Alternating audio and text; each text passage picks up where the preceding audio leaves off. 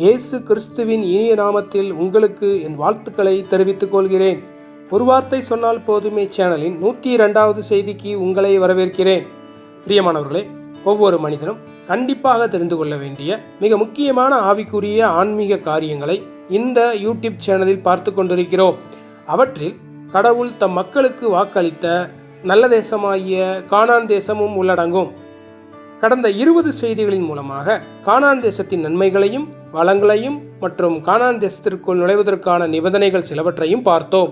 அதன் தொடர்ச்சியாக அடுத்த நிபந்தனையாகிய ஆசாரியத்துவத்தை பற்றி இந்த செய்தியில் பார்க்க போகின்றோம். எனவே சற்று கவனம் செலுத்தி இந்த செய்தியை கேட்கும்படியாக உங்களை வேண்டிக் கொள்கிறேன். கடந்த 2 செய்திகள் மூலமாக 5 விதமான பலிகளை பற்றி சுருக்கமாக பார்த்தோம். அதன் தொடர்ச்சியாக லேவியர் ஆகமத்தில் ஆசாரியத்துவமானது அறிமுகம் செய்யப்படுகிறது என்று பார்க்கிறோம். ஆசாரியத்துவம் ஆசாரியர்களை உள்ளடக்கிய ஒரு கூட்டத்தை குறிப்பிடுகிறது. எனவே ஆரோனும் அவனுடைய குமாரர்களும் ஆசாரியர்களாக நியமிக்கப்படுகிறார்கள். ஆரோன் பிரதான ஆசாரியனாக இருந்தார் என்று பார்க்கிறோம். வசனம் சொல்லுகிறது, லேவியராகமம் 7:35, கர்த்தருக்கு ஆசாரிய ஊழியம் செய்யும்படி ஆரோனும் அவன் குமாரரும் நியமிக்கப்பட்ட நாளிலே இது அபிஷேகம் பண்ணப்பட்ட அவர்களுக்கு கர்த்தருடைய தகன பலிகளில் கிடைக்கும்படி உண்டான கட்டளை. மேலும் லேவியராகமம் 8ஆம் அதிகாரத்தில் ஆசாரியன் எப்படிப்பட்ட வஸ்திரத்தை உடுத்த வேண்டும் மற்ற விவரங்கள் எல்லாம் தரப்பட்டிருக்கின்றன. அவற்றில் ஊரிம் மற்றும் தும்மிம் பற்றி தெரிந்து கொள்ள செய்தி 53 கேட்கும்படியாக வேண்டிக் கொள்கிறேன். மற்ற காரியங்களின் ஆவிக்குரிய அர்த்தங்களை மற்றொரு செய்தியில் விவரமாக பார்ப்போம். பிரியமானவர்களே, இன்று கிறிஸ்துவே நம்முடைய பிரதான ஆசாரியராக இருக்கிறார். எபிரேயர் 4:14, வானங்களின் வழியாய் பரலோகத்திற்கு போன தேவகுமாரனாகிய இயேசு என்னும் மகா பிரதான ஆசாரியர் நமக்கு இருக்கிறபடியினால் நாம் பண்ணின அறிக்கையை உறுதியாய் பற்றி கொண்டிருக்க கடவோம். அடுத்த வசனம், நம்முடைய பலவீனங்களை குறித்து பரிதபிக்கக்கூடாத பிரதான ஆசாரியர் நமக்கிராமல் எல்லா விதத்திலும் நம்மை போல் சோதிக்கப்பட்டும் பாவம் இல்லாதவராய் இருக்கிற பிரதான ஆசாரியரே நமக்கு இருக்கிறார். மேலும் நாம் அவருடைய குமாரர்களாக ஆசாரிய கூட்டமாக பணிவிடை செய்ய அழைக்கப்பட்டிருக்கின்றோம் என்று பார்க்கின்றோம்.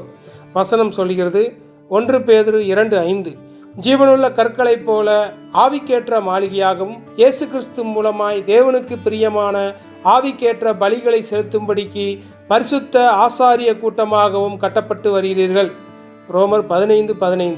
அப்படி இருந்தும் சகோதரரே, புறஜாதியாராகிய பலி பரிசுத்த ஆவியினாலே பரிசுத்தமாக்கப்பட்டு தேவனுக்கு பிரியமான பலியாகும்படிக்கு நான் தேவனுடைய சுவிசேஷ ஊழியத்தை நடத்தும் ஆசாரியனாய் இருந்து புறஜாதிகளுக்கு இயேசு கிறிஸ்துனுடைய ஊழியக்காரனாகும் பொருட்டு.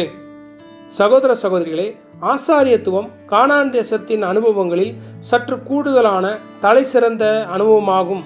இன்று நாம் கிறிஸ்துவை பல்வேறு அம்சங்களில் அனுபவித்து கிறிஸ்துவையே நம் ஆசாரிய ஆடையாக அணிந்து அவருடைய குமாரர்களாக பணிவிடை அதாவது சேவை அதாவது ஊழியம் செய்ய நாம் தேர்ந்தெடுக்கப்பட்டிருக்கின்றோம். சகல ஐஸ்வர்யங்களையும் உள்ளடங்கிய கானான் தேசத்தை உடமையாக்க அதற்குள் நுழைய நாம் இப்படிப்பட்ட அனுபவத்தை நிச்சயமாக கொண்டிருக்க வேண்டும்.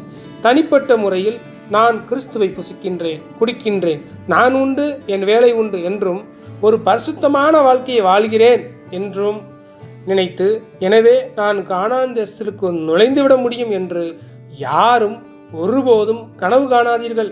ஏனென்றால் ஏற்கனவே பார்த்தது போல கானான் தேசத்திற்கு நுழைவது ஒரு தனிப்பட்ட நபருக்கல்ல, மாறாக ஒரு கூட்ட மக்களுக்கான அழைப்பாக இருக்கிறது. எனவேதான் ஆசாரியத்துவமும் ஒரு கூட்டு அம்சமாக இருக்கிறது. அதை தவிர்த்து எப்படியாவது கானான் தேசத்தில் நுழைந்துவிட முடியும் என்று நம்மை நாமே ஏமாற்றி சுய வஞ்சித்தலில் மாட்டிவிடக்கூடாது. இஸ்ரேல் மக்கள் அனைவரும் ஆசாரியர்கள் இல்லையே என்று ஒருவேளை நீங்கள் சொல்லக்கூடும். ஆனால் அவர்கள் எல்லாரும் ஆசாரிய கூட்டத்தால் பயனடைந்தார்கள் என்று நாம் நிச்சயமாக ஒத்துக்கொள்ளதான் வேண்டும்.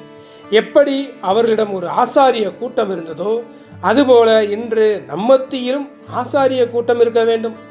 நாம் மருத்துவராகவோ மாணவனாகவோ தொழிலதிபராகவோ சாதாரண குடும்ப பெண்ணாகவோ இருந்தாலும் அடிப்படையான காரியம் என்னவென்றால் நாம் கிறிஸ்துவில் வாழ்ந்து நம் முழு வாழ்க்கைக்கும் கிறிஸ்துவை பிரயோகிக்கும் போது அது நம்மை ஆசாரியனாக மாற்றுகிறது. ஆரோனின் குமாரர்கள் மோசேயிடம் கொண்டு வரப்பட்டதை நினைத்து பாருங்கள். மோசே என்ன செய்தார்? அவர்களுடைய வஸ்திரங்களை கழற்றிவிட்டு ஆசாரியருக்குரிய அங்கிகளை அவர்களுக்கு உடுத்தினார். ஆசாரியருக்குரிய அங்கிகள் என்றால் என்ன?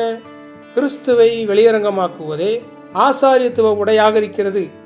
ஆவிக்குரிய அம்சத்தில் இன்று கிறிஸ்துவே நம் ஆசாரிய உடையாக இருக்கிறார்.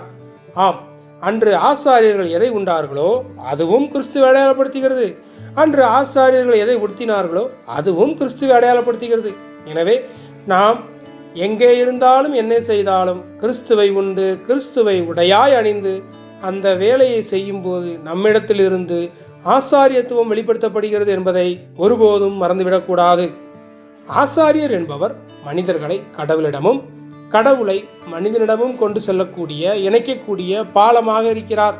அதாவது தேவனை தொடர்பு கொண்டு தேவனுடைய நோக்கத்தை, திட்டத்தை தனக்குள் பாரமாக உள்வாங்கி அதை சக மனிதர்களுக்கு கடத்தி அவர்களையும் தேவனுடைய திட்டத்திற்குள் கொண்டு வந்து தேவனுடைய நோக்கத்தை இந்த பூமியில் நிறைவேற்றுகிறார்கள். மிக சுருக்கமாக சொல்வதென்றால் ஆசாரியர் மக்களுக்கு கிறிஸ்துவை ஊழியம் செய்கிறார். இன்று பொதுவாக போதகர்கள், சபை கூட்டங்களில் செய்தி கொடுப்பவர்கள், மிஷனரிமார்கள் மாத்திரமே ஊழியக்காரர்கள் என்று பலர் நினைத்து கொண்டிருக்கின்றார்கள். அது ஒரு மேலோட்டமான புரிந்து கொள்ளுதல். ஒரு பக்கத்தில் முழு நேரமாக ஊழியம் செய்கின்ற அனைவரும் கர்த்தருடைய பார்வையில் மிகப்பெரிய கனத்தை பெறுகிறார்கள். அதே சமயம் மறுபக்கத்தில் உலக வேலைகளை செய்து கொண்டு கர்த்தருடைய ஊழியத்தை சமயம் வாய்த்தாலும் வாய்க்காவிட்டாலும் செய்கின்ற அல்லது கர்த்தருடைய காரியத்தில் தங்களை ஈடுபடுத்துகின்ற அனைவரும் ஊழியர்கள் அல்லது ஆசாரியர்கள் என்பதை நாம் நினைவில் கொள்ள வேண்டும். மிக எளிமையாக சொல்வதென்றால் கிறிஸ்துவை மக்களுக்கு கொண்டு செல்வதற்கு நாம் செய்கின்ற அனைத்து காரியங்களும் ஆசாரிய பணிவிடைகளில் அல்லது ஊழியத்தில் உள்ளடங்கும். இந்த பணிவிடைகளை எளிதாக புரிந்து கொள்ளும் வகையில் 2 வகையாக பிரிக்கலாம். ஒன்று ஆவிக்குரிய பணிவிடைகள், மற்றொன்று பூமிக்குரிய நடைமுறைக்குரிய காரியங்களை பற்றிய பணிவிடைகள். சுவிசேஷம் அறிவிப்பது, சுவிசேஷ ஊழியத்தை பொருளாதாரத்தில் தாங்குவது, அந்த சுவிசேஷ ஊழியமானது சாத்தானுடைய எல்லா தந்திரங்களிலும் சூழ்ச்சிகளிலும் இருந்து நேர்த்தியாக நடைபெற ஜெபங்களை ஏறெடுப்பது. இந்த 3ம் ஆவிக்குரிய பணிவிடைகளில் மிக முக்கியமானதாகும். இது அனைவரும் அறிந்ததே. ஆனால் ஆசாரிய பணிவிடைகளில் 2வது வகையான நடைமுறைக்குரிய காரியங்களை பற்றி போதுமான புரிந்து கொள்ளுதல் பரவலாக இல்லை. ஆவிக்குரிய மற்றும் பூமிக்குரிய இவை 2ம் நாணயத்தின் 2 பக்கங்களை போன்றதாகும். எனவே ஆவிக்குரிய பணிவிடைகளுக்கு கொடுக்கின்ற அதே கனமும் முக்கியத்துவமும் பூமிக்குரிய பணிவிடைகளுக்கும் தரப்பட வேண்டும். மீண்டும் சொல்கிறேன், ஆவிக்குரிய பணிவிடைகளுக்கு கொடுக்கின்ற அதே கனமும் முக்கியத்துவமும் பூமிக்குரிய பணிவிடைகளுக்கும் தரப்பட வேண்டும். உதாரணத்திற்கு, ஒரு சபை கூட்டத்தில் நாம் பார்க்கின்ற அனைத்து ஏற்பாடுகளையும் செய்வதற்கு யாரெல்லாம் தங்களை ஈடுபடுத்தி கொண்டார்களோ அவர்களெல்லாம், அந்த காரியங்களெல்லாம் ஆசாரிய பூமிக்குரிய பணிவிடைகளில் உள்ளடங்கும். குறிப்பாக நாற்காலிகளை துடைத்து வரிசையில் போட்டவர்கள், கூட்டம் முடிந்தவுடன் அல்லது கூட்டத்தின் இடைவெளியில் குடிக்க தேநீரையும் சிற்றுண்டிகளையும் பரிமாறியவர்கள், இன்னும் சொல்ல போனால் பிரசங்கியாளரை காரில் அழைத்து வந்த ஓட்டுநர் என அனைவரும் இந்த ஆசாரிய ஊழியத்தில் உள்ளடங்குவார்கள். இவ்வாறு பல்வேறு உதாரணங்களை நம்மால் பார்க்க முடியும். எனவேதான் ஆசாரிய வேலையானது ஒரு கூட்டான விதத்தில் ஆசாரியத்துவம் என்று அழைக்கப்படுகிறது. பிரியமானவர்களே, இன்றைய உலகம் நமக்கு யாராவது பணிவிடைகள் செய்ய மாட்டார்களா என்று 365 நாளும் எதிர்பார்த்து கொண்டிருக்கின்றது. யாரும் எதையும் எவருக்காகவும் இழக்க விரும்பவில்லை. ஆனால் மறுபக்கத்தில் அவர்களோ நமக்கு யாராவது எதையாவது தரமாட்டார்களா, பணிவிடை செய்ய மாட்டார்களா என்று ஏங்கிக் கொண்டிருக்கிறார்கள். நான் சொல்ல வருகிறது உங்களுக்கு புரிந்திருக்கும் என்று நம்புகிறேன். எனவே நாம் ஆசாரியத்துவத்தை பயிற்சி செய்யும் போது இப்படிப்பட்ட இந்த உலகத்தின் ஓட்டத்திலிருந்தும் உலக மாயையிலிருந்தும் விடுதலையாக்கப்படுகின்றோம். ஊழியமானது, சேவையானது, பணிவிடைகளானது நமக்காக அல்ல, மாறாக கர்த்தர் நிமித்தம், கர்த்தருக்காக நம்மிலிருந்து புறப்படக்கூடிய காரியமாக மாறிவிடுகிறது. ஒரு பக்கம் நாம் ஆவிக்குரிய அனுபவத்தின் உச்சக்கட்ட நிலையை அடைகின்றோம், மறுபக்கம் நாம் கானான் தேசத்திற்குள் நுழைய தகுதிப்படுத்தப்படுகின்றோம். சற்று தேவனுடைய சமூகத்தில் சிந்தித்து பார்த்தால் இப்படிப்பட்ட அனுபவம் நம் வாழ்க்கையை மகிழ்ச்சியுள்ளதாக, அர்த்தமுள்ளதாக மாற்றிவிட்ட உணர்வை நமக்கு கொடுத்திருக்கிறது என்பதை உணர்வோம். ஆமேன். எனவே சகோதர சகோதரிகளே, ஒருவேளை முழு நேரமாக ஆசாரியராக, ஊழியராக சேவிக்க விருப்பம் இருந்தும் செல்ல முடியாமல் இருந்தாலும் நமக்கு இன்னும் ஆசாரியத்துவத்தை நிறைவேற்ற வாய்ப்புகள் பல இருக்கிறது என்பதை ஒருபோதும் மறந்துவிடக்கூடாது. அது என்னென்ன வாய்ப்புகள், அதை எப்பொழுது பயன்படுத்தி கொள்ள வேண்டும், எவ்வாறு உங்களை ஆசாரிய பணிவிடைகளை இணைத்துக் கொள்ள வேண்டும் என்ற காரியங்கள் எல்லாம் நமக்கு முன்பாக தெளிவாக திரைநீக்கப்பட்டு இருக்கின்றது.